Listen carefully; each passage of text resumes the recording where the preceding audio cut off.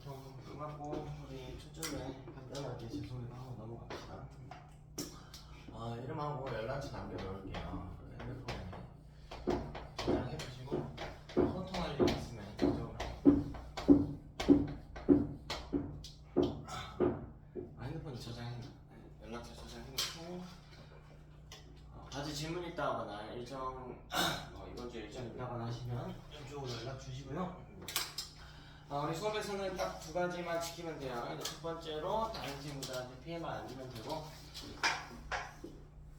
뭐 수업 중에 떠들거나 하는 학생들 학원에는 없는데 늦지 마시고요. 시간 개념 좀 잘 지키시고, 시간이 좀 예민하면 다른 친구들 방해받으니까 늦게 들어오고 하면.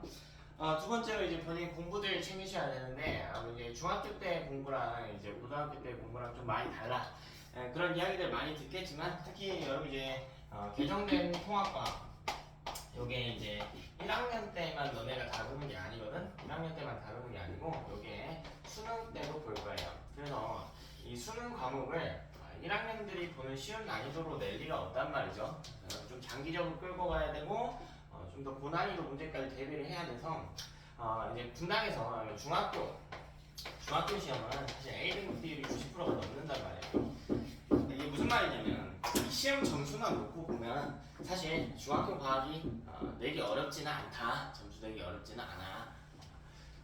거의 대부분 맞아. 그러니까 벼락치기 해도 다 이제 점수 맞는 데는 지장이 없는데 사실 많은 학생들이 이제 고등학교 올라와서 보면은 잘못하고 있어요. 제가 이제 고등부 팀장 하고 있고 수업도 10년 이상 하고 있는데 보면은 점수는 맞는데 중학교 때 이 과학에 개념이 굉장히 안 되어 있는 경우가 많아요. 이 기본 개념이 안 되어 있는 경우들이 많아서 이 통합과학 하는데 지장을 많이 줍니다. 그래서 여러분이 나 중학교 때 잘했는데 중학교 때 점수 잘 받았는데 내용 다 알아 이게 아니고 중학교 때 나왔던 개념이라도 여러분이 정확하게 알지 못하는 것들을 다시 복습을 해줘야 되고 기초부터 좀 다지는 과정이라고 생각을 하셔야 될 것 같아요. 자, 여러분들 어떻게 해왔는지 오늘 처음 봐서 잘 모르지만 아마 대부분의 학생들이 여기에 해당하고 또 열심히 했던 학생이라도 빠져있는 개념들이 꽤 많기 때문에 좀 꼼꼼히 하시기 바라고요. 학습 방법 관련해서는 수업 진행하면서 조금씩 더 이야기하도록 할게요. 필기노트 있나요? 필기노트? 일단 과목별로 필기노트는 꼭 준비하고 다니세요. 과목별로 지능노지? 지능은 다음 주에 준비하고 지능이 왔네.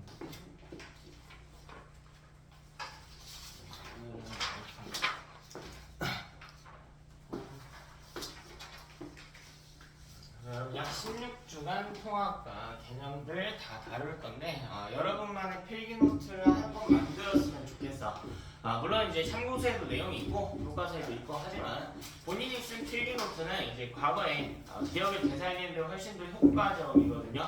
이거 내가 이때 이렇게 썼었지. 이때 강원쌤 뭐라고 했더라? 미안해, 내가 주말에 공사한 적이 없는데 내가 오늘 이야기해볼게. 다음 주에는 안 시끄럽게. 그래서 필기노트는 과목별로 꼭 쓰세요. 여기저기 왔다 갔다 하면서 과학 노트, 수학, 계산 노트 써주지 말고 오늘 꺼친도 하나씩 해봅시다. 이번 주랑 다음 주가 좀 바쁘거든요. 좀 바빠요. 그리고 제가 마지막으로 당부 하나만 드릴게요. 이제 학생들이 많이들 착각하고 있는 게 있어. 약간 본인은 이 완벽해야 된다는 이 강박이 되게 많거든요. 다들 조금씩 약간 이런 게 있어. 뭐랄까 이 본인이 모르는 이 무지라고 하는 것을 굉장히 두려워하고 싫어하는 경우들이 굉장히 많아요. 근데 여러분이 지금 학원 처음 와서 통합과 처음 배우는 상황이란 말이야. 모르는 게 당연한 거예요. 당연한 거. 제 수업 내에서는 제가 여러분한테 질문도 많이 할 거고 할 건데 모르는 건 괜찮아. 근데 본인이 모르는 걸 모르면 안 돼. 내가 이거 모르니까 다시 복습해야 돼 라는 마인드만 가지고 있으면 돼. 오케이? 여러분이 잘 봐야 되는 테스트지는 학교 시험 하나밖에 없어요. 학교 시험 하나밖에 없어. 그래서 문제를 풀 때도 마찬가지예요. 문제의 답을 찾는 게 아니고 그 문제를 해석할 수 있어야 돼. 이 문제는 필기노트 어느 부분에 있었던 내용 중에 뭘 물어봤구나 라는 걸 해석할 수 있어야 돼. 그런 것들은 말로만 하면 좀 붕뜬 이야기 같지? 우리 이따가 문제 풀이하면서 좀 보여드리도록 할게. 자, 모르는 거 두려워하지 마세요. 틀려도 괜찮아. 틀려도 괜찮아. 하나씩 정리합시다. 우리 맨 처음 내용은요, 이제 우주론이라고 해서 이 우주가 어떻게 생겼는지, 어떻게 변화하고 있는지에 대한 이론들을 정리를 할 겁니다. 가장 먼저 첫 번째로 정적 우주론이라고 하는 게 등장해요. 정적 우주론. 자, 이 정적 우주론은 뭐냐? 우주가 정적, 가만히 있다라는 뜻이에요. 가만히 있다. 자, 이건 누구의 주장이었냐면 아인슈타인의 주장이었어. 아인슈타인 다 봤지? 사진이 꽤 유명하죠? 빠마머리 해가지고 혓바닥 내밀고 있는 아저씨. 이 아인슈타인은 과학 다 잘했지만요, 특히 이 물리라고 하는 과목에 대해서 좀 통찰력이 뛰어났던 사람이야. 물리는 여러 파트로 나눌 수가 있는데 첫 번째 이제 역학이라고 해서 여러분은 역학 3학년 1학기 3단원에서 배웁니다. 물체의 운동을 다루는 과목이 역학이고요. 이제 두 번째가 에너지예요. 에너지. 마지막으로 이제 전기와 자기에 대해서 다루는 것이었는데 아인슈타인 다 잘했지만요, 특히 에너지 관점에서 이야기를 굉장히 많이 한 과학자였어. 아인슈타인 뭐라고 이야기했나 한번 볼게. 내가 여기 이렇게 풍선을 하나 풀어놓을게. 그럼 이 안에요, 기체가 이렇게 있겠지. 기체가 이렇게 있습니다. 자, 그럼 이때 이 풍선에 부피를 키워보고 싶어. 자, 부피를 키우려면 어떻게 해야 되냐면요, 지금 이 빨간색 기체 사이의 간격이 이 정도인데 이 빨간색이요 더 멀어지면 돼요. 빨간색 기체가 이렇게 멀어지면 결국 이 풍선의 부피도 증가하는 현상이 일어날 거야. 그지? 그래서 이 빨간색 기체 사이 간격이 늘어났단 말이야. 근데 이 입자 사이의 거리를 늘리는 방식이 뭐냐면 여러분 다 알고 있어. 물체의 온도가 증가할수록 입자 사이의 거리는 증가한다. 중학교 2학년 때 했는데 기억나니? 기억나요? 자, 그래서 물체의 온도를 증가시켜줘야 된단 말이야. 근데 온도를 증가시키기 위해서 뭐가 필요하냐면 바로 이 에너지가 필요해. 에너지가.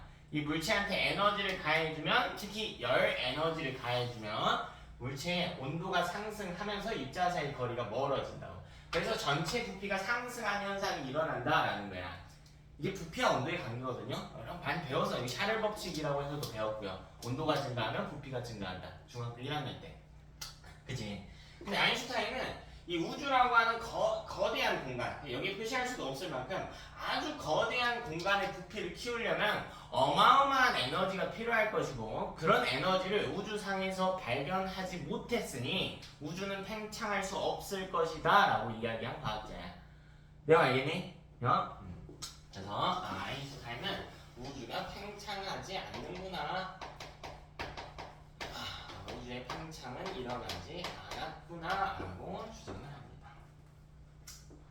근데요, 이 아인슈타인의 정적 우주론은 굉장히 유명한 과학자였지만 항상 옳은 말만 한 건 아니었어. 아인슈타인 주장 중에 지금 사실이 아닌 것으로 밝혀진 게 훨씬 더 많아요. 이 아인슈타인도 틀린 말을 자주 했었다고. 그래서 아인슈타인 주장과는 반대로 우주가 팽창한 걸 밝혀낸 사람이 있어. 자, 그게 누구냐면 허블이야. 이 허블이 우주 팽창을 증명하기로. 허블의 우주 팽창 증명으로 이 정적 우주론은 바로 폐론이 됩니다. 폐론. 즉 사실이 아닌 것으로 밝혀졌다라는 거야. 아인슈타인은 우주가 팽창하지 않는다고 했는데 허블이 실제로 팽창한 사실을 증명을 해내서. 자, 그럼 어떻게 증명했냐, 그걸 우리가 따져봐야겠지.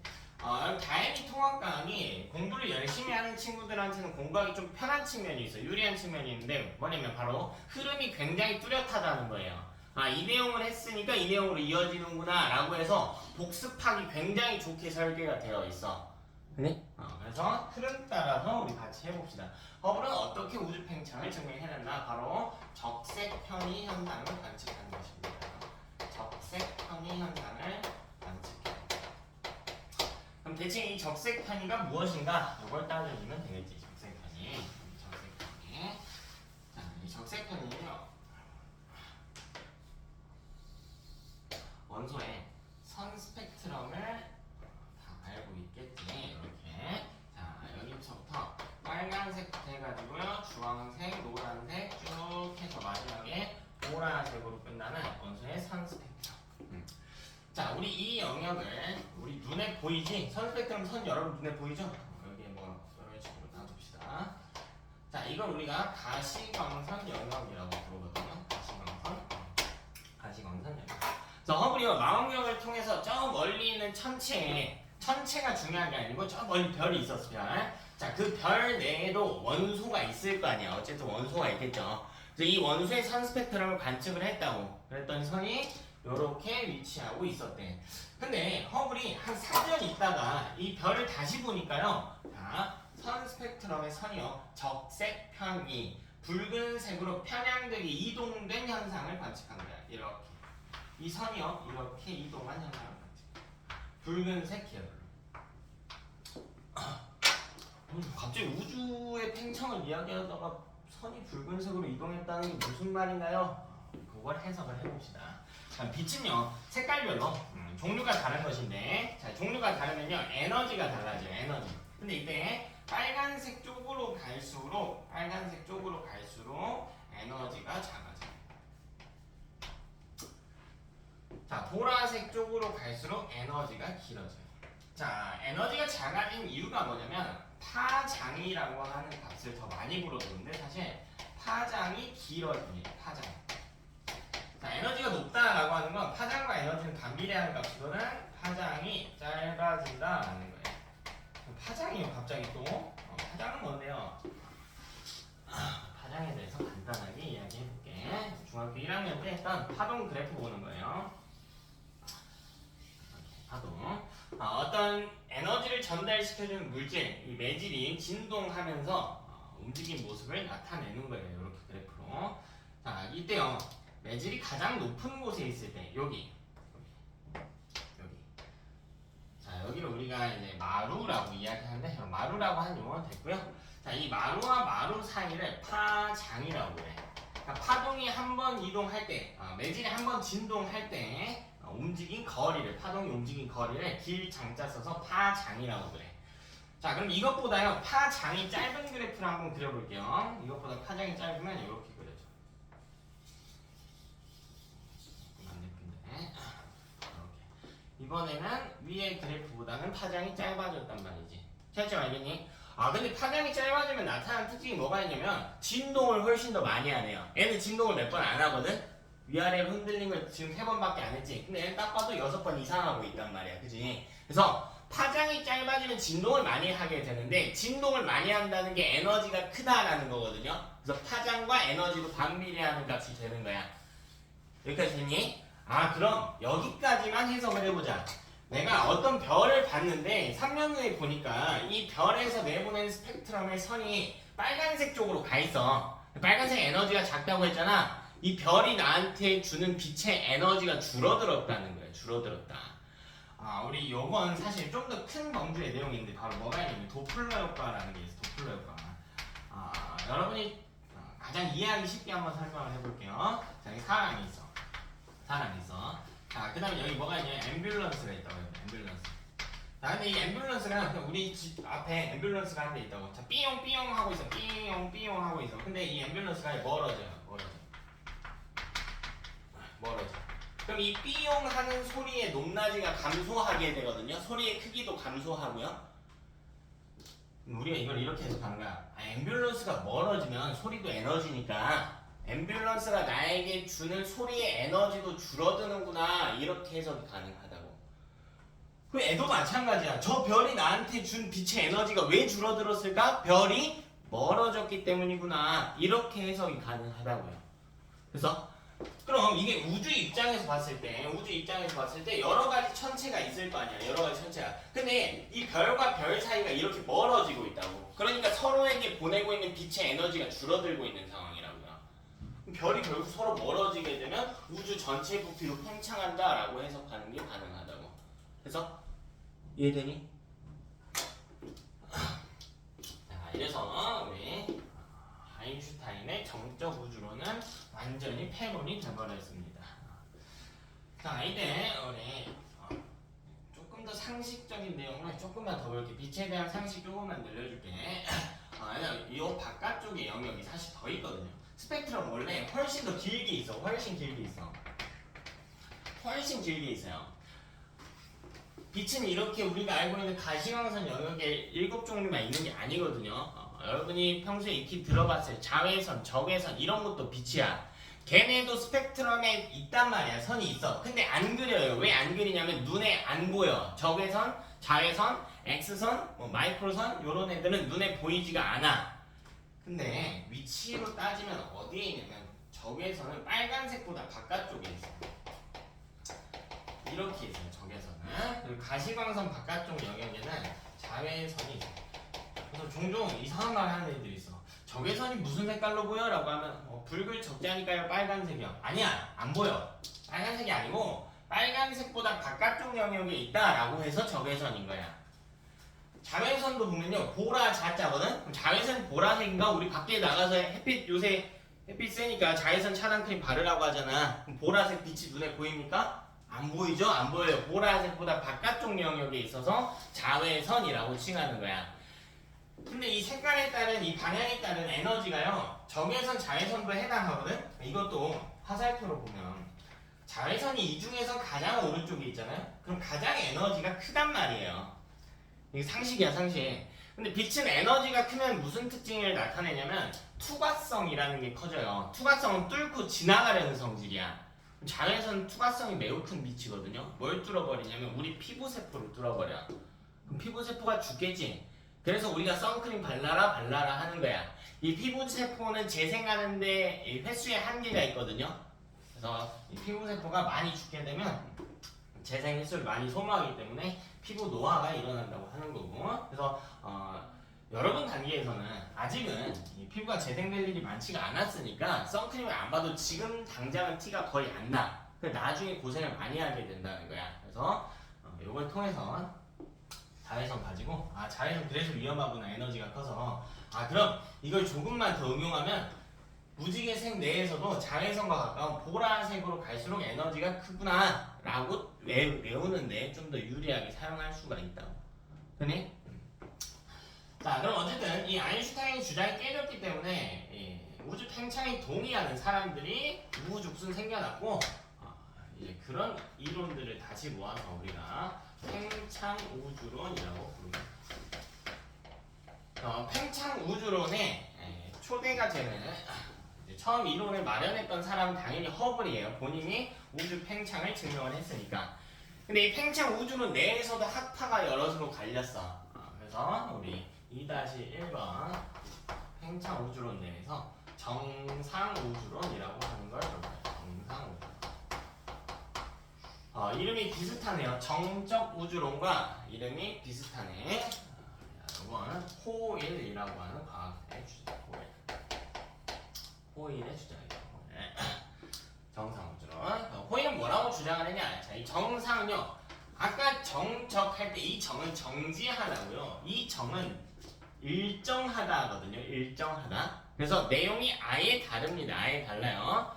이건 뭘 이야기했나? 우주가 팽창하는 것은 동의를 하는데 우주 팽창엔 동의를 하는데 새로운 입자 역시 우주가 커져가는 과정에서 새로운 입자의 형성이 있었다라고 이야기합니다. 새로운 입자가 만들어졌다라고 이야기를 했어. 손 놀면 안 되고요. 손 놀지 마. 다 저거 다. 손 놀지 마세요. 손 놀지 마. 야, 노트 만들라니까 왜 다 멍 때리고 있어. 시간 드릴 테니까 빨리 다 따랐어. 됐지? 얼굴 손 쓰는 거 귀찮아하지 마시고요. 하나하나 다 쓰시기 바랍니다. 여러분 아까 이야기했듯이 고등과정은 양이 많아요. 중학교 때처럼 대충 왔다 갔다 하면서 보고 뭐 눈치껏 풀고 주먹구구식으로 풀고가 절대 안 돼. 절대 안 되니까 필기 잘 하시고요. 나중에 복습할 때 유용하게 써보세요. 자, 호일의 주장을 그림으로 한번 그려볼게요. 자, 여기에 풍선을 하나 그려놓읍시다. 풍선을 하나 그려놓고, 자, 이 풍선에다가 점을 찍어 놓을게요. 하나, 둘, 셋. 자, 이게 우주에 있는 어떤 천체라고 해봅시다. 어떤 천체. 뭐 입자여도 상관없고요. 자, 이게요 커졌대. 왜 팽창 우주론이거든. 팽창 우주론 내에서 정상 우주론을 주장한 거거든요. 하나, 둘, 셋. 이렇게.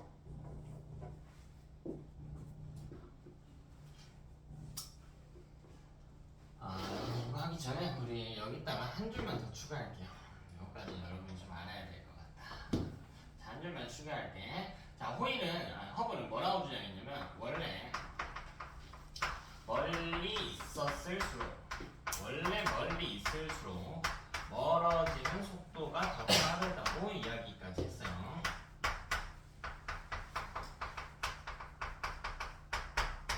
이걸 공식화해서 이제 속도는 V라고 쓰거든요. V. 그러면 후퇴 속도라고 멀어지는 속도. 이거는 비례한다고. R 거리하고 거리. 이 앞에 몇 배 비례하는지 찾아내는 이 상수값을 허블 상수라고 해요.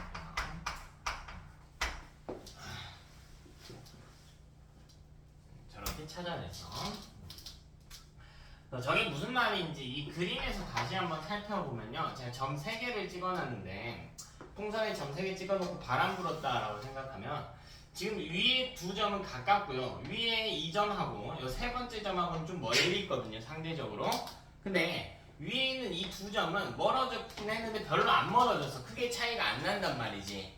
근데 애초에 멀리 있던 점들은요 훨씬 더 많이 멀어졌다라는 걸 보여주는 거거든. 이 그림에서 허블의 주장이 녹아있어요. 자, 근데 호일은요 이렇게 팽창은 했는데 정상우주론이라고 했단 말이야. 자, 저 정상은 일정한 상태를 이야기하는데 무슨 일정한 상태냐면 밀도에 대한 이야기입니다. 지금 이렇게 부피는 커져가고 있는데 전체 부피는 커져가고 있는데 요 점 하나를요 제가 1g짜리 물질이라고 해볼까요? 1g짜리 지금 3g이었지?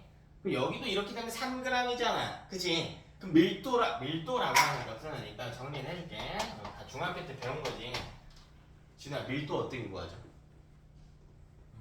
응? 괜찮아. 밀도 어떻게 구하지? 민영아. 밀도 어떻게 구해? 민영? 부피분의 질량. 오, 밀도 구하는 공식을 알고 있네. 그치? 밀도는 부피분의 질량. 기억이 안 나도 괜찮아. 기억이 안 나면 손이 놀고 있으면 안 돼. 써놓으면 돼. 써놓고 다시 복습하면 돼. 괜찮아. 그런 것들이 나왔을 때 여러분 외면하면 외면할수록 여러분 시험 점수에서 하나씩 떨어진다고 생각하세요. 외면하지 마, 모르는 걸. 몰라도 괜찮은데. 근데 지금 이 그림을 보면 부피는 늘어나고 있는데 질량이 일정한 구조란 말이야. 그치? 그럼 밀도가 어떻게 되는 거예요? 떨어지는 거지. 그래서? 근데 호일의 주장은 그게 아니거든. 밀도가 일정하다고 했거든. 그래서 뭔가 생겨난다라고 얘기해. 뭔가가 생겨난대. 그럼 과학자들이 와가지고 물어봐. 우주가 커져갈 때 뭔가가 생겨나가지고 질량도 같이 늘어서 밀도가 일정하다는 말이구나. 근데 대체 이건 어디서 온 거야? 라고 물어봤겠지. 저건 어디서 생겨난 건데? 라고 물어봐야지. 호일이 아주 자신만만하게 대답해. 뭐라고 하냐면 나도 몰라. 근데 밀도가 일정해야 될 것 같으니까 생겨나는 원리는 못 밝혔지만 생겨났을 거야 라고만 주장을 하는 거야. 그래서 증명은 못했어. 근데 그럼에도 불구하고 호일의 주장이 꽤나 그럴싸해 보였어요. 자, 호일의 주장 잠깐 정리하면서 왜 그런 주장이 그럴싸해 보였는지 한번 보자. 자, 첫 번째는 우주의 부피는 늘어난다 라고 이야기했어. 자, 두 번째로 질량 역시 늘어난다라고 이야기했어요. 자, 세 번째로요. 밀도는 자, 부피가 2배가 될 때 질량도 2배가 된다라고 이야기했거든. 밀도는 일정할 걸이라고 이야기했어. 밀도는 일정할 걸. 자, 근데 이것보다 핵심 주장이 뭐냐면요. 호일 주장의 핵심이 뭐냐면 온도예요. 우주의 온도가 일정할 걸이라고 주장한 거예요.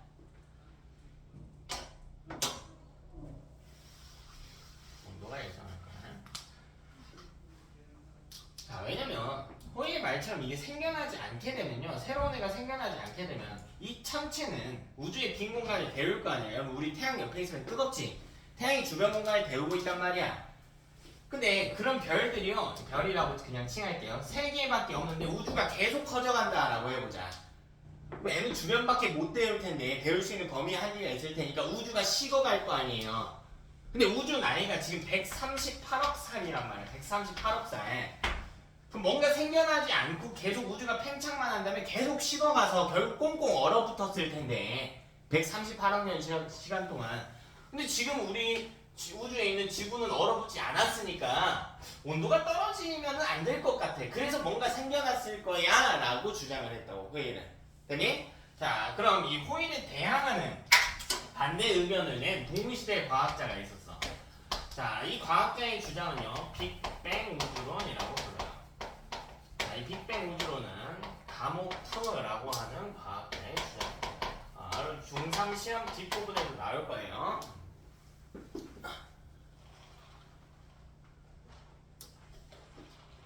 자, 가모프는 뭐라고 주장했냐면 우주 팽창 오케이 동의. 이거는 뭐 허블이 밝혀낸 거니까 반박할 수가 없어.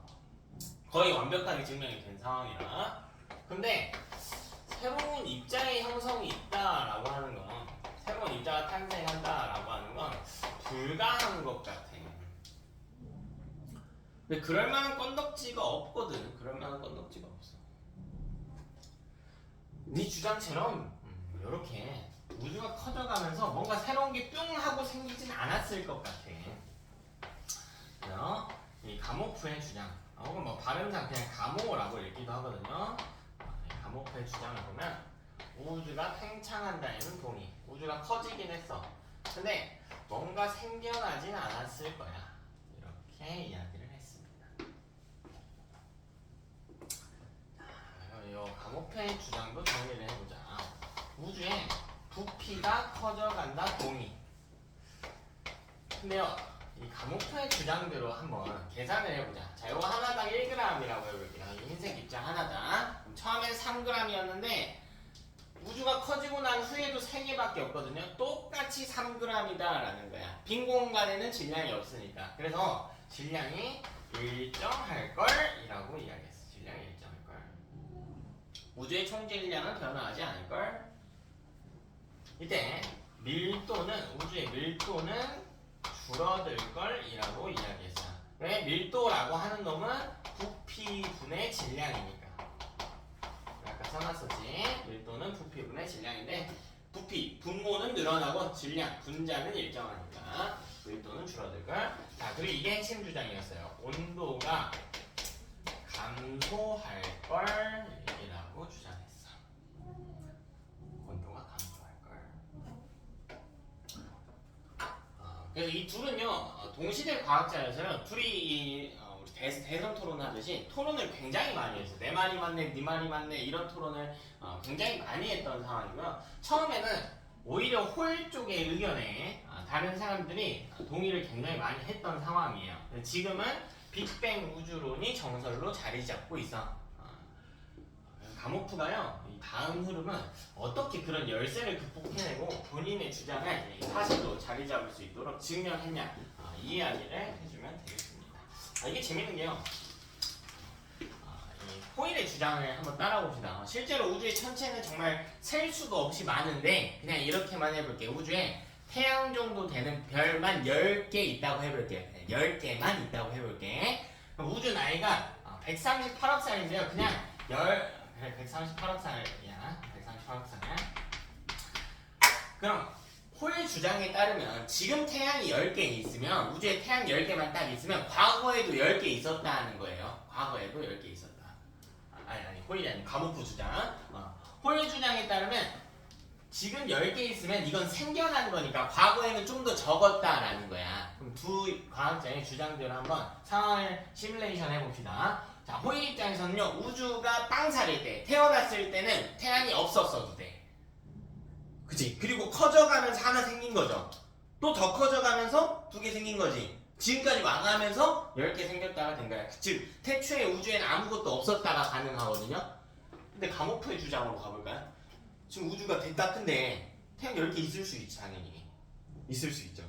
과거로 가도 몇 개 있었대? 10개 있었대. 뭐 10개 있었나 보지. 근데 완전 과거로 돌려보자고요. 완전 과거로. 리와인드를 쫙 해가지고 완전 과거로 가보자고. 그럼 우주가 어느 순간에 주먹만 했을 거 아니야. 커져온 거니까요.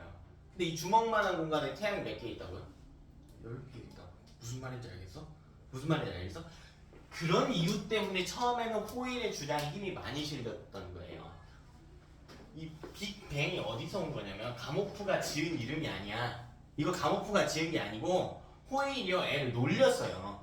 뭐라고 놀렸냐? 야, 네 말대로라면 태초에는 그 주먹만한 공간에 이렇게 수없이 많은 천체가 있었다는 거네? 그럼 그 점은 매우 뜨겁고 압력이 말도 안 되게 높았겠네? 야, 그럼 거기 못 버티고 터졌겠다. 마치 빅뱅이었겠다 라고 놀렸거든요. 그렇게 붙은 이름이야. 가모프가 지은 게 아니고. 무슨 말인지 알겠어?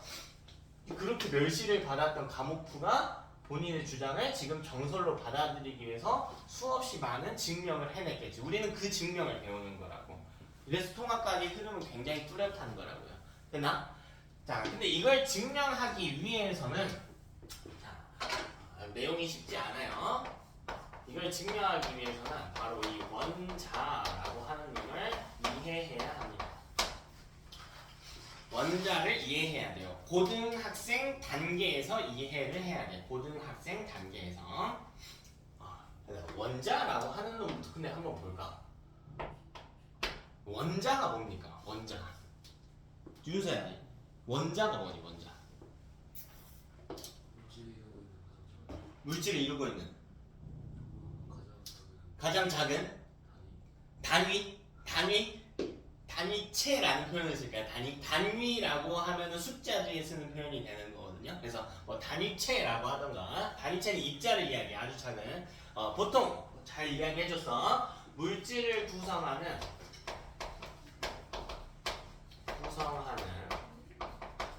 가장 작은 입자라고 여러분은 배웠을 겁니다. 중학교 단계에서 물리적으로 더 이상 쪼개지지 않는.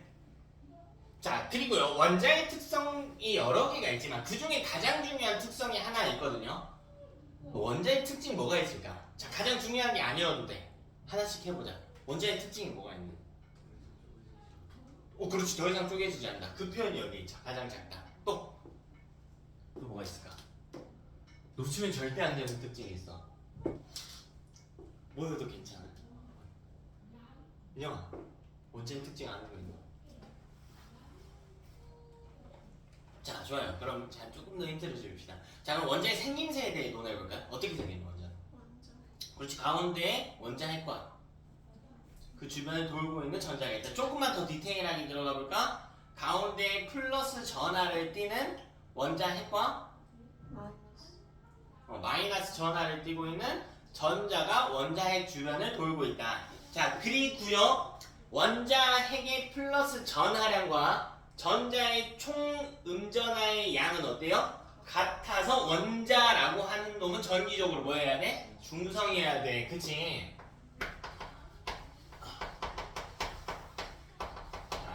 이게 원자였단 말이죠.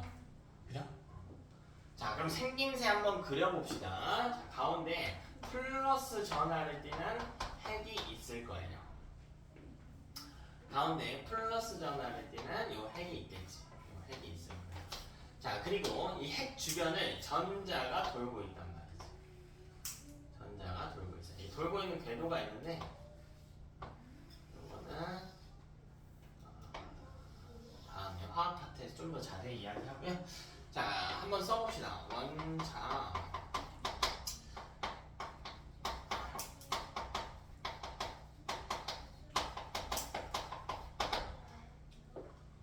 그래서 여러분 정확하게 아는 게 중요해.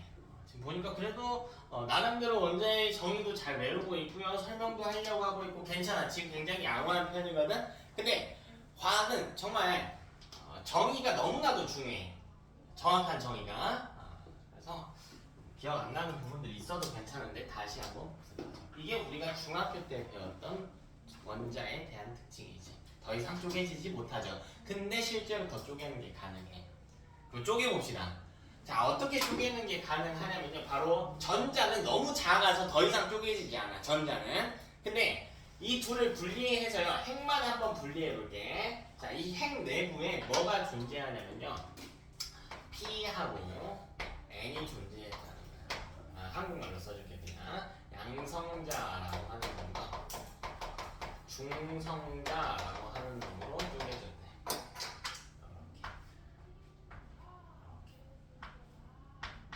핵 내부에 양성자라고 하는 놈과 중성자라고 하는 놈으로 이루어졌다. 그럼 원자 핵은 우리가 다시 이렇게 쓸 수 있다. 원자 핵은 양성자 더하기 중성자. 근데 중성자는 제가 가로쳐 놓을게요. 없을 수도 있어요.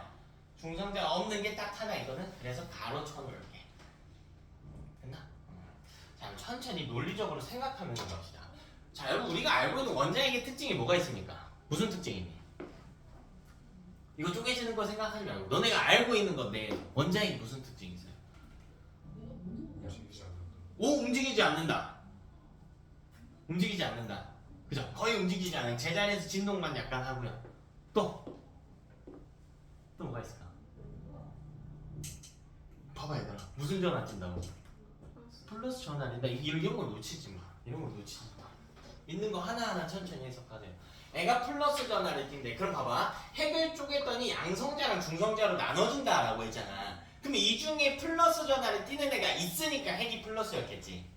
이거 무슨 말인지 알겠어? 근데 이름 한번 볼까요? 양, 중, 양성, 중성, 음성. 이게 뭐에 대한 이야기냐면 전하에 대한 이야기야. 둘 중에 플러스 띄는 게 누굴까? 양성자지. 됐어? 양성자는 한 개당 플러스 1의 전하를 띄고 있습니다. 네, 좀 남겨놓을게. 한 개당 플러스 1의 전하를 띄고 있어요. 양성자의 특징이야. 이거는 여러분이 이제 알아야 돼. 중성자는 그럼? 중성자는? 이름 봐봐. 그렇지, 정기적 중성이죠. 정기적 중성. 얘는 전기적으로 중성이야. 됐나?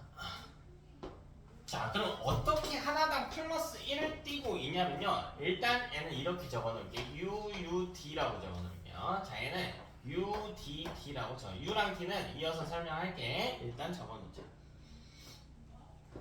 자, 그리고 이 U랑 D 설명하기 이전에 양성자와 중성자가 존재하는 이유를 한번 보여드릴게요. 양성자 존재의 의의는 뭐예요? 왜 있는 거죠? 원자 핵이 무슨 전하를 띄게? 플러스 전하를 띄도록 하는 게 양성자의 역할인 거지. 그럼 중성자는 대체 왜 필요한가요? 지금 전기적 성질에 대해 논하고 있는데 중성자는 대체 왜 필요한 건데요? 이렇게 이어가면 되잖아. 그러면 우리 양성자에서 좀 중요한 내용이 있어서 하나만 짚고 갈게. 여기 양성자라고 하는 건 굉장히 중요해요. 원자 번호를 따질 때 그 기준이 있거든요. 이 양성자의 수는 원자 번호를 결정해요. 원자 번호. 여러분 중학교 때 원자 번호 외우라는 소리 들어봤지? 좀 외워봤나요? 좀 외워봤어요? 우리 어렵지 않게 연습해볼까? 그래서 원자 번호 1번이 누구예요? 원자 번호 1번. 수소. 그치? 얘가 20번까지 외워야 돼. 사실 중학교 때 다 외웠어야 됐어.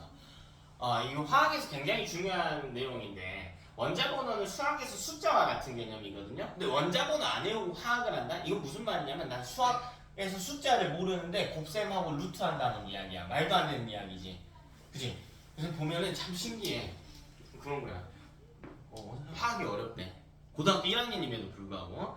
그래 그럼 17번 원자가 누구니? 라고 해서 모르겠어요. 그러면 안 되지. 그건 안 된단 말이야. 여러분 동생한테 수학 알려준다고 생각해봐. 오늘 구구단 설명해 줄 거야. 근데 동생이 수학 숫자를 몰라. 너 알려줬어 오늘. 숫자가 이거야. 근데 외우는 거는 누구의 몫이에요? 그건 동생의 몫이겠지. 숫자가 외워는 와야 될 거 아니야. 외워와야 다음 주에 설명이 들어갈 거 아니야. 그지? 그래서 여러분이 몰라도 괜찮은데 기본 개념 암기는 내가 그래서 계속 중요하다고 하는 거야.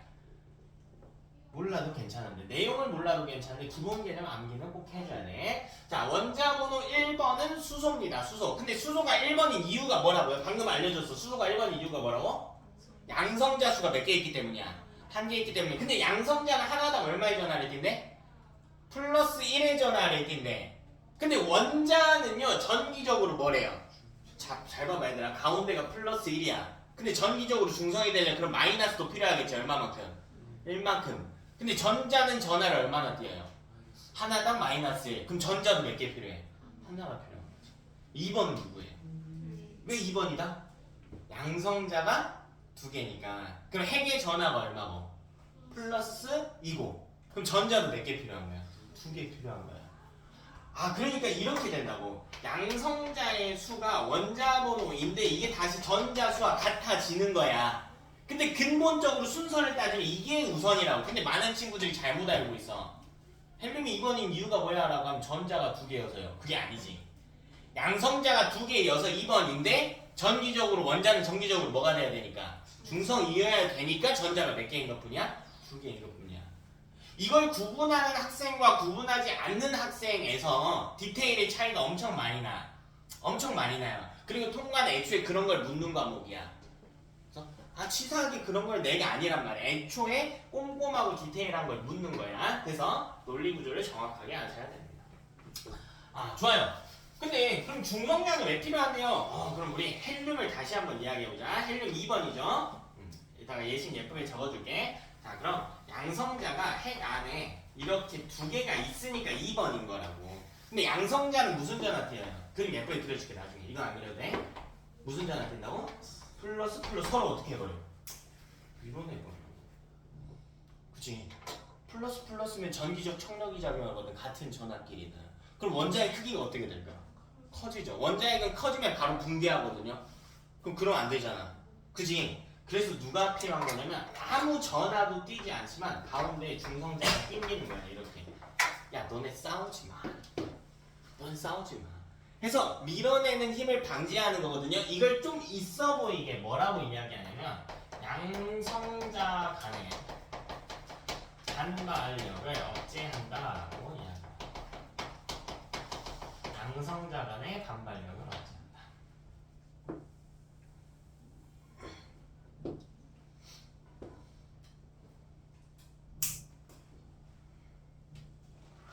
아니 양성자 간의 반발력을 억제한다. 그 중성자는 몇 개 있어야 돼요? 이 질문이 와야 된다. 우리 양성자 개수와 전자 개수는 찾는 법 알려드렸잖아요. 원자 번호로 양성자 수 찾고 우리 원자 기준에서는 전기적 중성에 대한 전자 개수도 똑같다. 근데 중성자는 우리 생각해 볼까요? 자 지금 양성자가 2개 있다고 해보자. 두 놈이 싸워요. 서로 밀어내고 싸워. 그럼 말리는 애가 몇 명 필요할까? 1명 이어도 되고 2명 이어도 되고 3명 이어도 되지. 중성자 개수는 고정이 아니야. 그러니까 외울 필요가 없어. 무슨 말인지 알겠어요? 헬륨은 양성자가 2개야. 둘이 서로 밀어내. 네? 중성자가 2개 있는 헬륨도 있고요. 중성자가 하나 있는 헬륨도 있고 중성자가 3개 있는 헬륨도 있어. 그 중에 제일 무거운 놈은 누굴까? 중성자가 3개 있는 애죠. 봐봐. 차이를 봐봐 얘들아. 셋 다 양성자는 2개란 말이야. 근데 양성자 수에 의해서 원자 번호가 결정되니까 헬륨인 건 맞거든? 근데 중성자 숫자가 달라져서 질량이 달라진 관계의 원소들이 있어. 이런 애들 우리가 동위 원소라고 하는데 여기까지는 안 다룰 거예요. 그래도 대충이라도 좀 알려주시면 안 되나요? 여러분은 20번까지의 원소를 외워야 돼요. 20번까지의 원소를. 이거 화학 파트 들어가서 다시 외울 거야. 그러니까 미리 외워오면 좋겠지. 화학 수업 들어가기 전에. 다음 주에 들어갈 거거든요. 미리 외우면 좋아요. 근데 20번까지 원소 내에서는 보통 중성자 수는 양성자 수랑 비슷해. 이 정도만 알고 있으면 돼. 이 정도만. 자, 그럼 6번에 원소가 있단 말이야. 6번은 탄소야. 그럼 양성자가 몇 개 있다고? 6개 있다고. 그럼 중성자 몇 개 있다고? 보통 6개 있다고. 6개 있는 애도 있고 8개 있는 애도 있거든. 근데 그냥 보통 6개 있다 정도만 알고 가면 된다고요. 그러니 중성자는 우리가 그렇게 면밀하게 다루지 않을 거예요. 꽤나 복잡하기 때문에 고1에서는. 자, 그럼 이때 양성자나 양중 이렇게 적을게요. 자, n에는 각각 얘네가 어떻게 구성되는지 볼게. UUD랑 UDD라고 했단 말이야. 자, U랑 D는 뭐라고 부르냐면 쿼크라고 불러요. 근데 잘 모르겠는데 어쨌든 쿼크 3개로 구성이 된다는 거죠.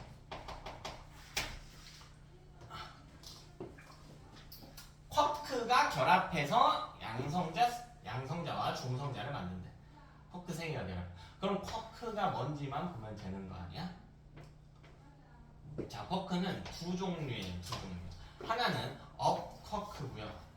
이게 U의 정체야. 그럼 조금만 센스 있게. U가 업이면 D는 뭘까요? 다운 쿼크겠지. 굿, 잘하고 있어. 근데 업 쿼크는 하나당 플러스 3분의 2의 전하를 띄어. 다운 쿼크는 하나당 마이너스 3분의 1의 전하를 띄어요.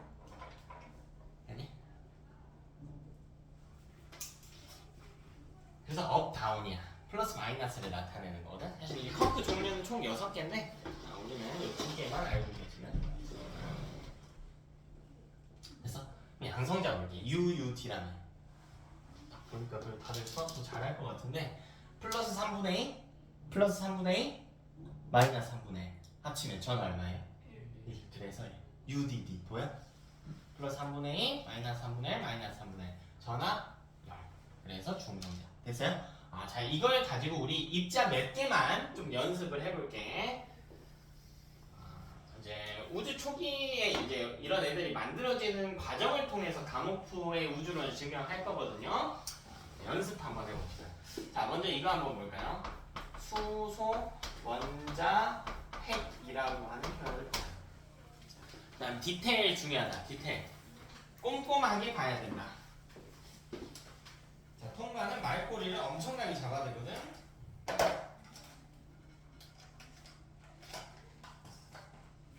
표현 하나하나가 굉장히 중요해요. 자, 제가 뭐라고 썼냐요? 이거 다시 한번 읽어볼까요? 뭐라고 썼어요? 수소, 원자, 핵이라고 적었지. 그치? 자, 그럼 봐봐. 원자, 핵하고 원자는 다르지. 원자, 핵은 뭐 한 거예요? 원자에서 뭘 떼는 거야? 전자를 떼어놓은 게 원자, 핵인 거잖아. 그래서 수소 원자핵 보면 가운데 여기 핵이 있을 거야. 핵. 근데 핵 안에 수소는 1번이란 말이야. 1번인 이유가 뭐예요? 1번인 이유가 뭐야? 양성자 수가 하나 있으니까. 매번 양성자라고 쓰기 귀찮으니까 양성자는 보통 P라고 적거든. 중성자는 보통 N이라고 적어요. 프로톤, 뉴트론이라서 그냥 제가 P 이렇게 해놓을게요. P.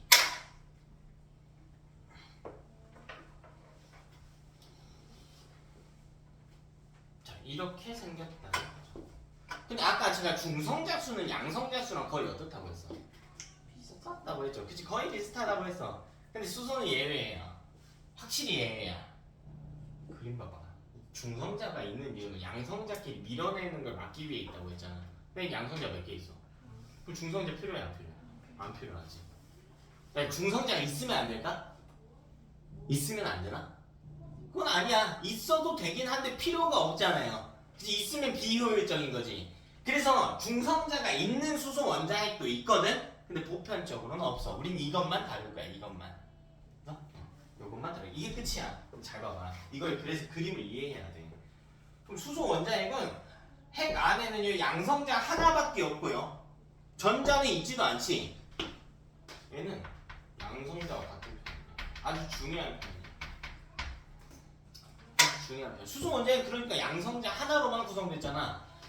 양성자와 같은 표현이 돼버린다. 그러니까 자, 이거를 기호로도 한번 써볼게요. 자, 수소는 하이드로젠이죠. 원소기요 H. 자, 왼쪽 아래에요. 양성자 수를 쓸 거예요. 왼쪽 아래. 이건 양성자 수에 대한 표현. 중성자 수도 궁금할 거 아니야. 그건 어디다 써주냐면 왼쪽 위에다 써줘. 1 이렇게. 근데 왼쪽 위에는 정확히는 중성자수를 쓰는 게 아니고요. 양성자수 더하기 중성자수를 써주는 거야. 이걸 질량수라고 부르기도 하는데 일단은 이 정도만 정리. 양성자 하나 있고 여기 1이니까 중성자 딴 게 있다라는 뜻이 된다. 자 그리고요 n은 원자 핵이지 무슨 전압이요? 원자핵 무슨 전? 그러니까 플러스 1 플러스겠지 얘는 1 플러스 몇 플러스인지는 모르는데 원자 핵만 보고는 n은 양성자가 하나고 전자가 없으니까 양성자 하나 플러스 1이니까 1 플러스 이렇게 되나? 자 그럼 여기서 요것도 한번 써볼까요? 수소 원자 이것도 써볼까? 수소 원자 자 얘는 여기 있는 핵에다가 수소 원자 핵에다가 전자만 들여와주면 돼. 근데 전자 몇 개 있을까? 전자 몇 개 있을까? 그렇지. 왜? 전기적으로 중성이어야 되니까 이렇게 생겨요. 그럼 얘는 어떻게 쓰나요? 원소기요? H 왼쪽 아래 1 양성자 수 1 중성자 수 몇 개? 1 그럼 얘랑 똑같은 거 아닌가요? 다르지. 뭐가 다르냐면 전하가 다르죠. 여기에 0이지. 근데 0은 보통 생략해요. 0은 보통 생략. 이렇게 써줘도 되지만 보통 생략해. 전하가 다른 거지. 자 하나만 더 그려보자. 헬륨 원자 하나만 그려보자. 헬륨 원자. 헬륨 원자. 헬륨도 그래. 원자 핵부터 그려보자. 헬륨 원자 핵. 자 N은요. 내부에 핵이 있을 만한 공간에 프로톤이 2개 있다. P. 양성자가 2개 있다. 그러니까 2번인 거야. 그리고 중성자도 2개 있어요. 이게 끝. 자, 얘는 뭐라고 써주니? HE 왼쪽 아래 E 양성자 수툴. 자 왼쪽 위에는 양성자 2개, 중성자 2개 합이 4. 그리고 전하량 2 플러스. 만들기 굉장히 어려운 원소예요. 요 이유는 다음 주에 나오는데. 요거 만들기 굉장히 어려운 입자에는 우리 주변에는 아예 없다라고 보시면 되는 입자예요. 자, 그 다음 헬륨 원자라고 하는 게 있어요. 헬륨 원자. 자, 얘는 여기서 P, N, N 똑같이 이렇게 있고요. 주변에 전자까지 하나, 이렇게 헬륨 원자에 생깁니다. 얘는 2, 4, H, E 이렇게 해서 우리 원자에 대한 이해도를 좀 높여봤습니다. 네, 여러분 새로운 개념들이 막 우후죽순 쏟아지고 있지? 그래서 좀 정신이 없을 거예요. 없어도 돼. 새로 배우는 거니까. 그럼 지금 이해는 되는데 집 가면 기억이 안 날 것 같아요. 지극히 정상. 그래서 복습이 꼭 필요해 얘들아. 이 과목은. 양이 많아. 고등 과학은 양이 많아서 복습이 필수예요. 필수.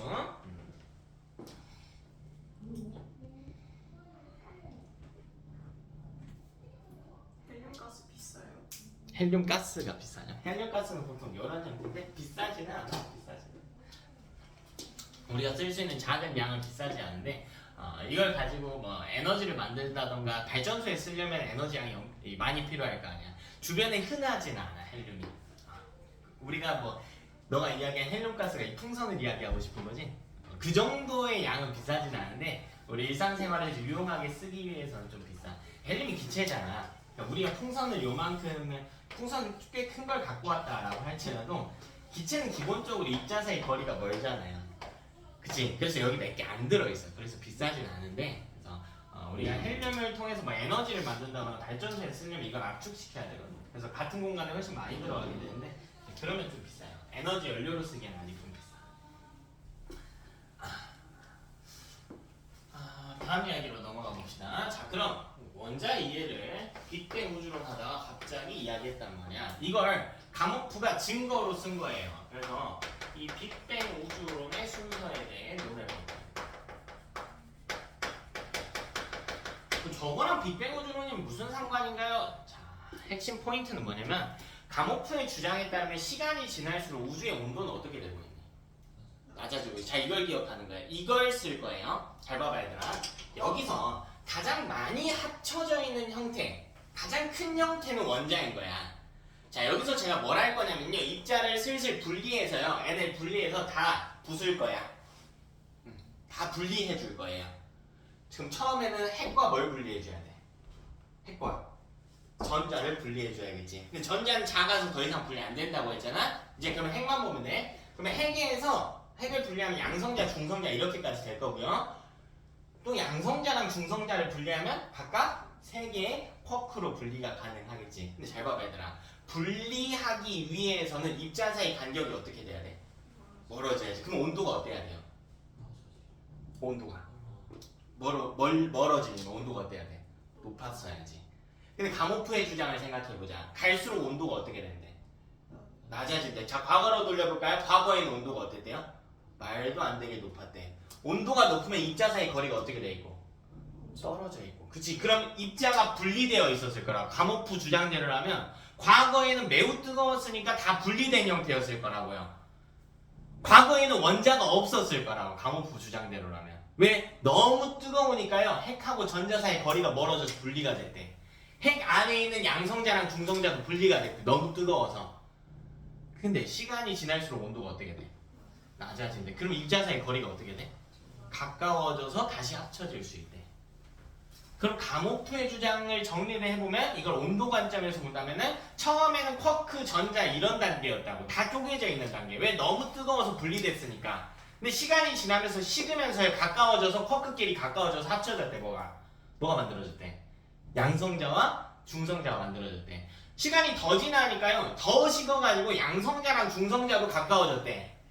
그렇지. 핵을 만든대. 그럼 그 다음엔 더 식어서 핵에 뭐가 붙어서? 전자가 붙어서 뭘 만든대요?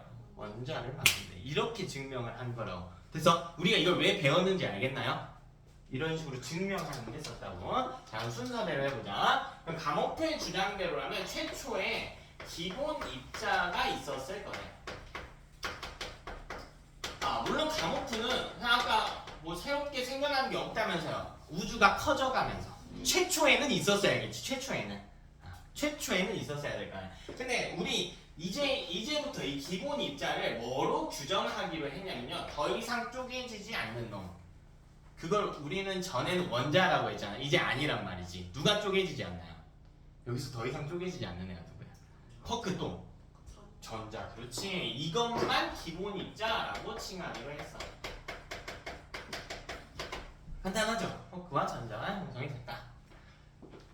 자, 두 번째로 식었어요. 근데 이 과정을 우리 이미 다 알고 있어. 머릿속에 이미 시뮬레이션 해봤어요. 전자는 맨 나중에 붙어야 돼. 전자가 붙으려면 원자핵이 필요하지. 아직 원자핵 없잖아요. 그럼 쿼크끼리 먼저 결합해야지. 식어감에 따라 쿼크간 결합이 일어나야지. 다 왔어. 그럼 뭘 만든다는 이야기예요? 그렇지. 이거랑 같은 표현은 양성자랑 중성자를 형성해낸다라는 뜻이죠. 양성자랑 중성자가 형성되었다라는 뜻과 같죠. 무슨 말인지 알겠니? 간단하죠?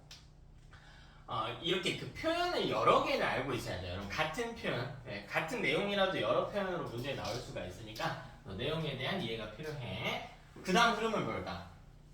이제 양성자, 중성자 만들었잖아. 그렇지. 양성자랑 중성자랑 뭐해서? 결합해서 원자핵 형성이겠지. 근데 그 전에 디테일한 내용 한번 보자. 이거 조금 예쁘게 적어볼게. 양성자,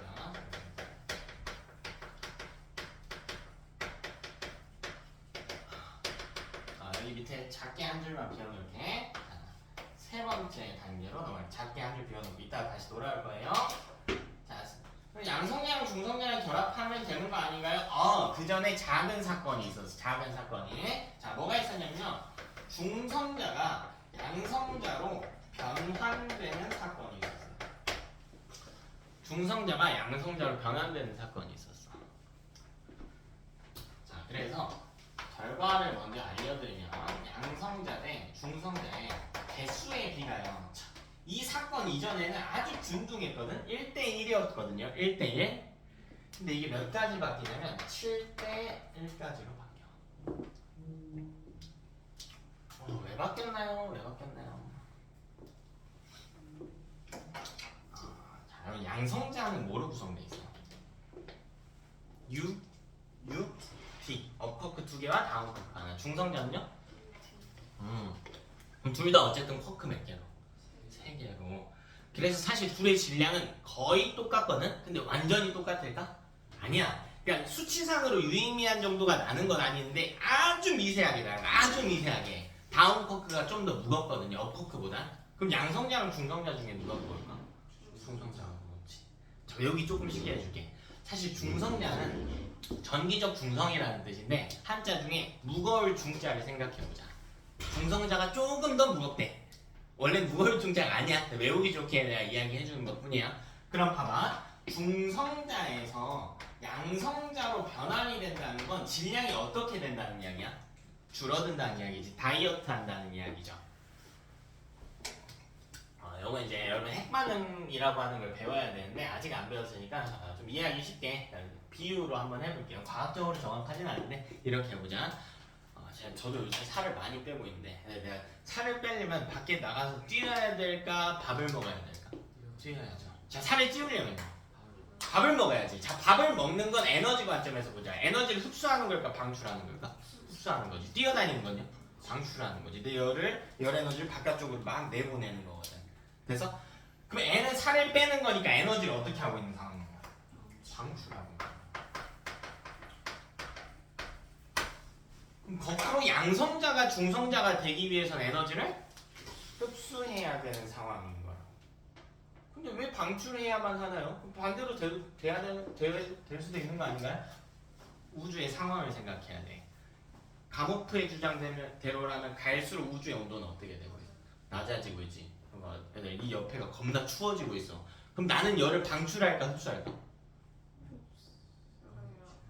방출하지. 내 열을 자꾸 뺏기지. 왜냐면 열은 고온에서 저온으로만 이동이 가능하거든. 그러니까 주변이 차가우면 내 열을 뺏길 수밖에 없어. 그럼 내 입장에서 에너지를 뭐 하고 있는 거야? 방출하고 있는 상황인 거야. 그러니까 우주가 식어가고 있으니까 에너지를 방출할 수밖에 없어서 중성자가 양성자로 변환이 된대. 근데 그 비율이 7대1 정도 될 거래. 네, 가모프는 진짜 아득한 천재 중에 하나였거든요. 이걸 얘들아 관측한 게 아니야. 우주 나이가 138억 년이라 138억 살. 이때 이런 일들이 일어난 게 보통 한 10의 마이너스 60초 정도거든요. 그 눈 깜빡이 할 시간이 비유하기도 뭐한 아주 미세하게 짧은 이 시간에 일어났던 이 일을 본인의 온도 계산식에 따라 온도가 이 정도 감소했을 테니까 변환 비율이 이 정도였겠네를 계산했던 사람이라고. 그러니까 이거 잘 모르는 사람이 와서 보면 미친놈인가 했을 거 아니야. 그 말도 안 되는 허무맹랑한 소리를 하고 있어. 근데 이런 계산들이 실제 관측 결과와 일치하다면 가모프의 주장이 어떻게 되는 거야? 점점 신뢰성이 올라가는 거겠지. 됐나? 그죠? 요걸 가지고 조금 더 가봅시다. 이거를 관측하지는 않고요. 이걸 이어서 가져갈 거야. 자, 그럼 좋아요. 어쨌든 양성자와 중성자가 7대1까지로 변했다고 했어요.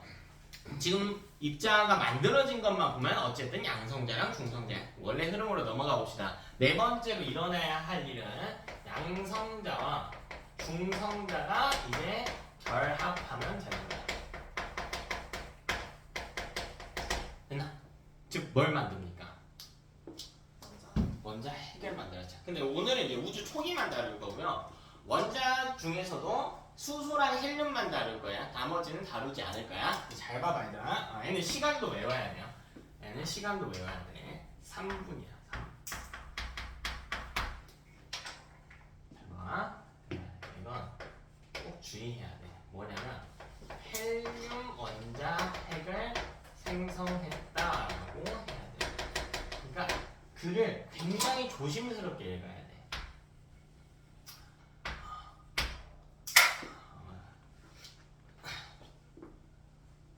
저도 이제 태생이 좀 대충대충하고 그러니까 막 꼬투리 잡고 이런 걸 별로 안 좋아하거든요. 뭐 친구들끼리 뭐 대화할 때도 뭐 말꼬투리 잡고 이런 걸 되게 안 좋아해.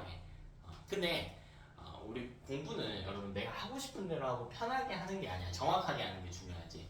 그래서 저도 공부에 있어서만큼 특히 과학은 정의가 중요하다라고 했으니까 토시 하나 안 틀리고 천천히 읽어보고 정확하게 해석하려고 노력하는 거야. 자, 뭐라고 적혀있나 천천히 읽어볼게. 봐봐. 양성자와 중성자가 결합한다라고 되어 있잖아.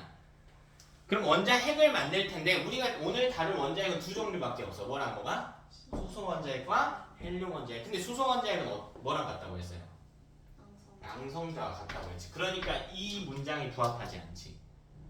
중성자가 뭐 한다고 했어요? 결합한다고 했잖아. 그럼 수소 원자핵은 언제 만들어졌는데 이게 수소 원자핵이지. 수소 원자핵은 진작에 만들어졌단 말이야. 진작에 만들어졌다. 그러니까 이게 낚시로 나온단 말이에요. 3분에 만들어진 건 수소 원자핵이다 이런 식으로. 아니야. 무슨 원자핵만 가능하대요? 헬륨 원자핵만 가능하대. 헬륨만 가능한 헬륨 원자핵만. 그래서 제가 OX 해볼게요. 3분에 만들어진 건 수소 원자핵이다. X. 3분에 만들어진 건 헬륨 원자이다. X지. 제가 뭐라 그랬어요? 3분에 만들어진 건 헬륨 원자가 아니고 뭡니까? 원자핵이지. 왜 원자는 안 돼요? 이걸 이용해서 설명을 하는 거야, 얘들아. 이걸 가지고. 원자라고 부르려면 뭐가 붙어야 되는데? 전자가 붙어야 되는데 아직 안 붙었잖아. 이렇게가 돼야 된다고. 답을 맞추는 게 중요한 게 아니고 여러분이 그 대답한 이유가 과학적 정의에 있었다고 해야 된다고. 여기서 가져와야 된다고. 됐어? 그럴수록 너네 실력이 느는 거야. 3분에는 수소 원자핵 아니고요. 헬륨 원자도 아니고 정확히 헬륨 원자핵이래. 그치? 그럼 이때 그림 한번 그려볼게요. 자, 이걸 만들기 위해서는 프로톤과 양성자와 중성자가 필요할까요? 근데 이 개수비가 7대 1이래. 그려보자. 하나, 둘, 셋, 넷, 다섯, 여섯, 일곱. 그리고 7대 1. 우주에 존재하는 양성자와 중성자를 제 비율에 맞춰 그려봤습니다. 근데요, 헬륨 원자핵을 만들려면 양성자 2개와 중성자 2개가 필요하단 말이야. 지금 이거 갖고 못 만들지. 한 줄 더 그리면 되지. 어차피 비율인 거니까. 어차피 비율인 거잖아. 7대 14대 2. 그죠? 그럼 여기서 헬륨 원자핵 한번 짚어볼게. 헬륨 원자핵. 여기 있네. 양성자 2개, 중성자 2개. 이렇게 결합해서요. 헬륨 원자핵을 만들겠다. 헬륨 원자핵을 만들겠다.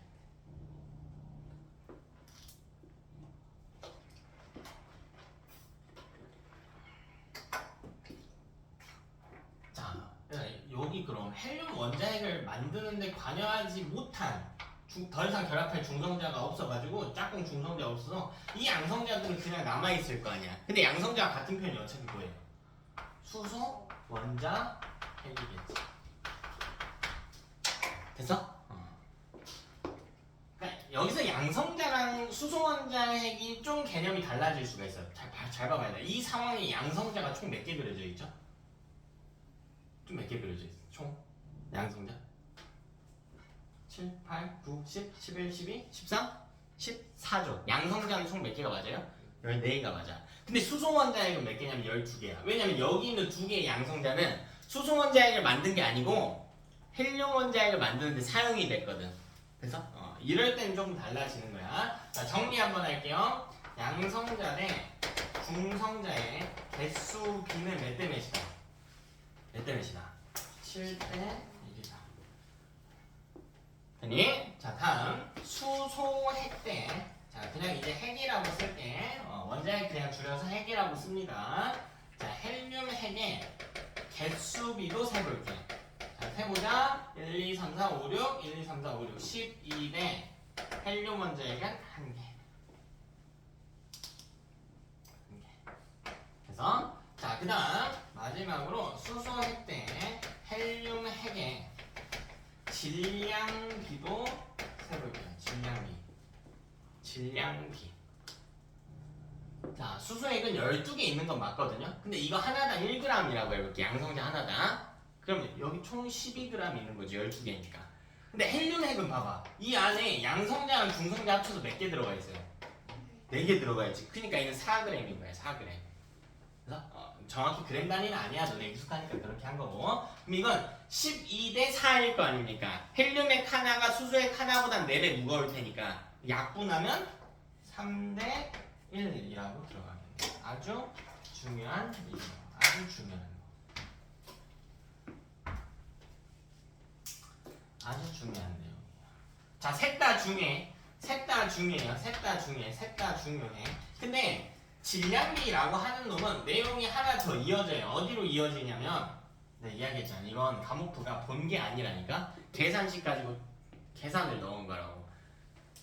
138억 년 전에 있었던 일에 대한. 근데 이게요 실제로 이 질량비를 건축할 수 있는 방법이 있어. 뭐로 볼 수 있냐면 선 스펙트럼으로 볼 수 있어.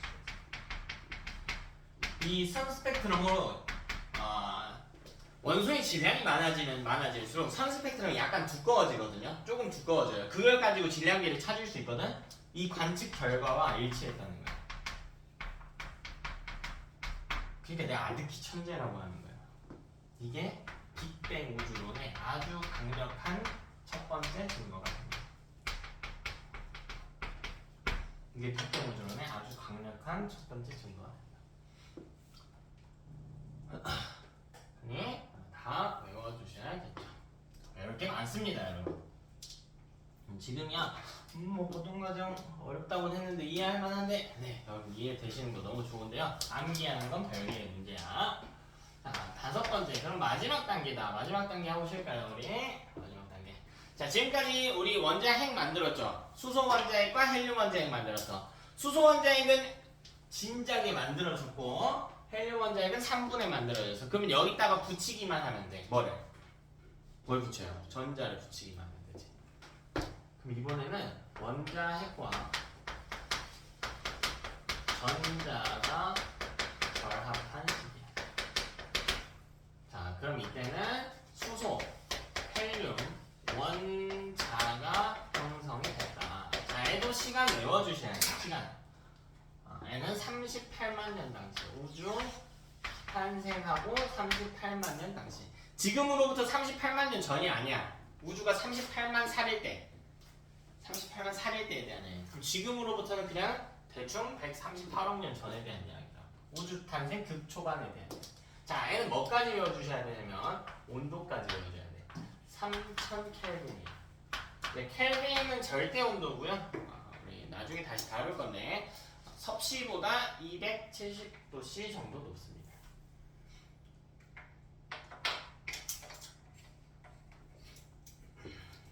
그럼 저 양성자 중성자 결합은 우주 태어난 지 3분 됐을 때 이러는 거예요? 그렇지. 3분 됐을 때. 그 우주 완전 깐난하게 있다. 완전 깐난하게 있다. 자, 이때 원자가 생성된 건 알겠는데 38만 년을 기점으로 자 38만 년 이전에 우주가 있을 거고 이후에 우주가 있을 거야. 그러니까 이 끝에 바라면 현재에서 138억 살이 되는 거니까 됐어?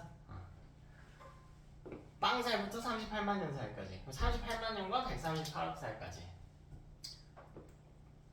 이전의 우주를 한번 보자. 여기 핵은 있어요. 핵은 있어. 핵은 이렇게 있어. 근데 이 이전에는 전자가 결합 못했다고 했잖아요. 그러니까 전자가 천방지축 여기저기 돌아다니고 있는 거야. 천방지축 여기저기. 이후는 어떤 상황이냐면 원자핵이 이렇게 있고요. 원자핵이 이렇게 있고, 자 전자가 얌전히 붙잡혀 있어. 이게 수소 원자라고 한다면 전자 하나, 헬륨 원자면 전자 두 개. 얌전히 붙잡혀 있어요. 이렇게. 어떤 상황인지 알겠지? 결합을 했냐 안 했냐의 차이잖아. 근데 이게 결합도 결합인데 과목표는 여기서 중요한 포인트 하나를 짚어내. 자, 뭘 짚어내냐면 바로 빛을 짚어내요. 빛. 이 빛이 38만 년 이전에는 이 우주 공간에서 발생한 빛들이요 이렇게 돌아다니고 싶거든. 빛이. 근데 전자가 자꾸 돌아다니니까 정신없이 돌아다니니까 전자랑 부딪히는 거야. 그래서 빛이 거의 이동을 못해요. 전자가 막 정신없이 사방팔방 돌아다니거든. 근데 이후를 봐봐. 빛이 이동하기가 어때? 굉장히 편해졌지. 이해되니? 그래서 38만 년 기점으로 원자가 만들어졌다는 것도 있지만 빛의 출입 유무에 대해서도 다룰 수가 있다. 이 이전에는요 어두운 우주였어요. 근데 38만 년 이후에는 밝은 우주가 돼. 혹은 투명한 우주라고도 불러요. 빛이 통과하는 게 가능해졌거든. 자, 이 일이 38만 년 기점입니다. 우리 앞으로 조금만 돌아가지고 볼게. 그러면 이 둘의 차이는 결국 뭐예요? 이 시점과 이 시점의 차이는 뭐야? 뭐가 붙었네? 전자가 붙었네 말았네. 자, 근데 전자는 질량 거의 있어요 없어요? 없지. 3분에 만들어진 거는 헬륨 원자 핵이 맞거든요. 핵. 근데 사실 원자의 질량비도 개수비도 얘랑 똑같아. 그래서 여기는 핵은 가로 치셔도 괜찮아요. 그러니까 핵의 개수비가 12대 1인데 원자의 개수비도 12대 1이야. 핵의 질량비가 3대 1인데 어차피 거기에 전자 붙으면 원자 되는 거니까요. 원자의 질량비도 3대 1입니다. 저기는 가로 쳐 놓을게. 자, 다 왔어요. 자, 그럼 이 빛은 우주 최초로 우주를 밝혀낸 빛이잖아요. 우주의 배경을 밝힌 빛이다라고 해서 이걸 우주 배경 복사라고 부르기로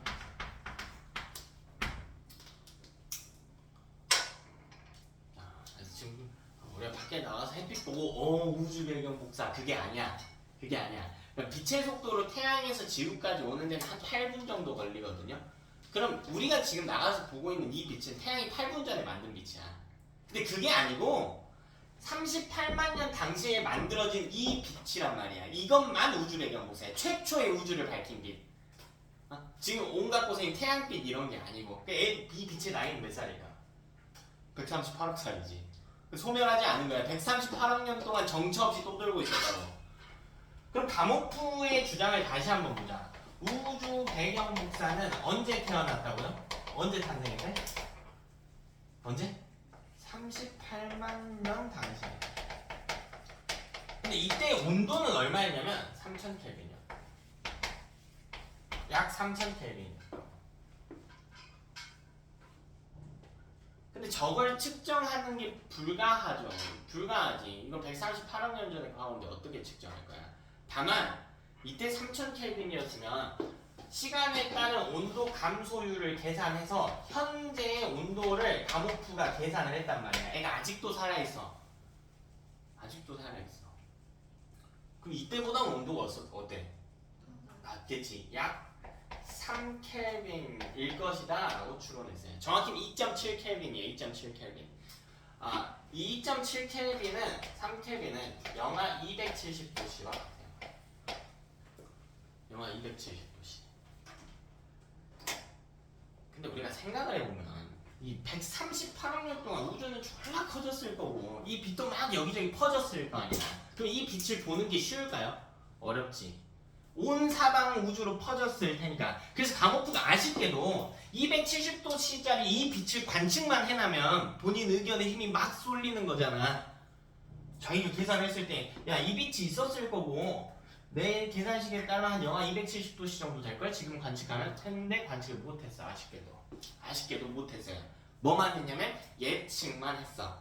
근데 후대 과학자들이 이걸 해줍니다. 이 3켈빈에 우주 배경 복사 우배복이라고 적을게요. 우배복을 펜지어스하고 윌슨이라고 하는 두 명의 과학자가 관측을 해. 야, 우주 배경 복사는 처음에는 3000켈빈이었던 거지. 근데 3000켈빈짜리 관측했냐 3켈빈짜리 관측했냐? 3켈빈짜리 관측했겠지 당연히. 그래서 태어났을 때는 3000켈빈인 거고 3켈빈을 관측했다.